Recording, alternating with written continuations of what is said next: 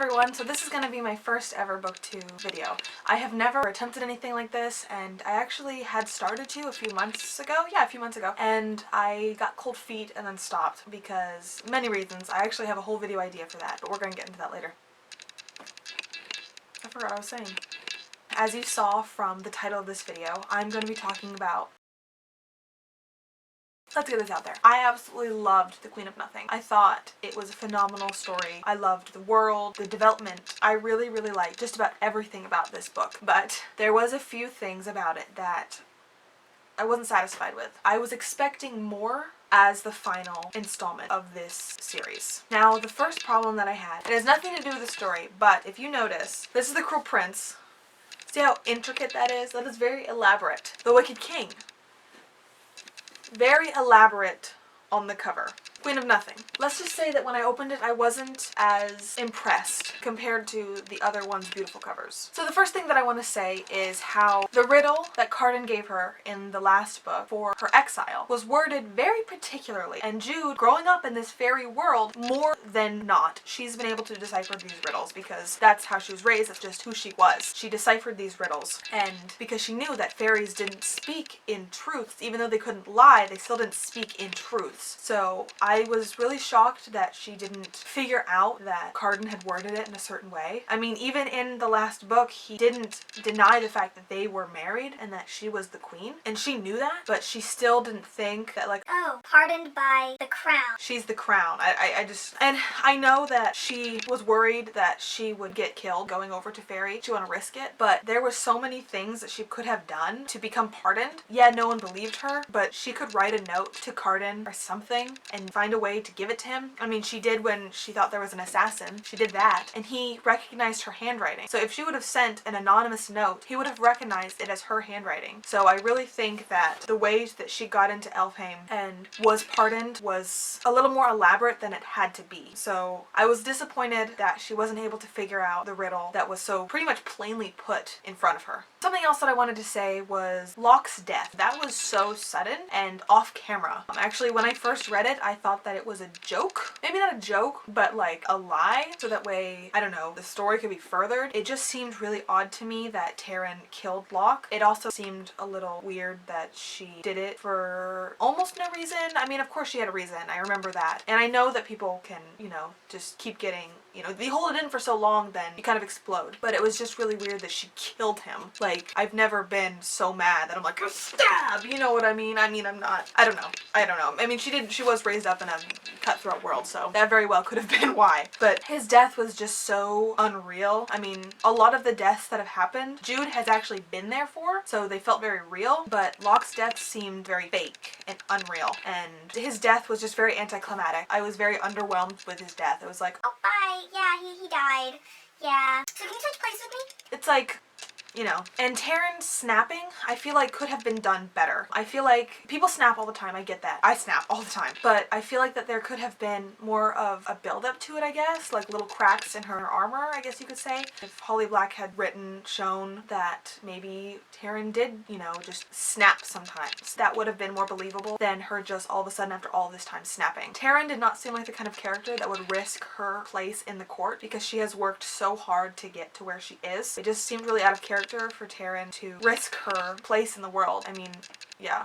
Something else is Cardan sent letters to Jude that Jude never got. He doesn't find out that she never got them until Jude comes to Elfhame as Taryn, and then he interrogates her, sort of anyway. But he never once thought that the letters could be sabotaged. I mean, she never said anything at all. Who did he have send them out? How did they not make it out of the castle? Or if they did make it out of the castle, I don't know.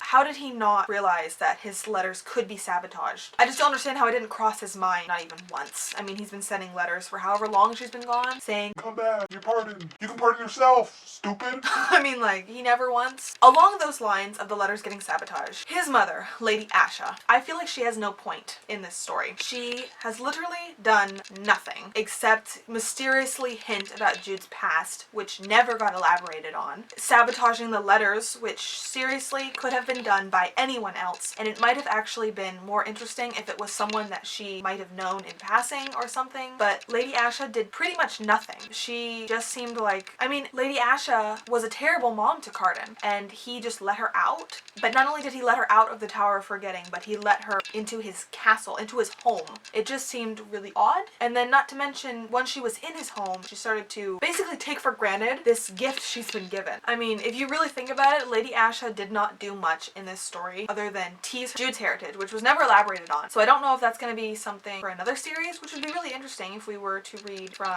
maybe Jude's mom or something. But the fact that it's not really touched on in this story, like, at all, is kind of irritating to me. The fact that Lady Asha is a terrible person that everyone has said was terrible, but Cardan let her into his home. Pretty high up in his home, too. I mean, she's not even at the bottom. She's pretty high up there. So that was a little irritating. Oh, I did want to say that if you think that Lady Asha does have a point in the story, please let me know. I would love to hear why you think that and compare it, and maybe I just misread it, maybe I forgot something, but yeah. So finally, I think the last thing that I wanted to mention was the earrings that Jude had gotten for Taryn, but now Jude's wearing them as Taryn.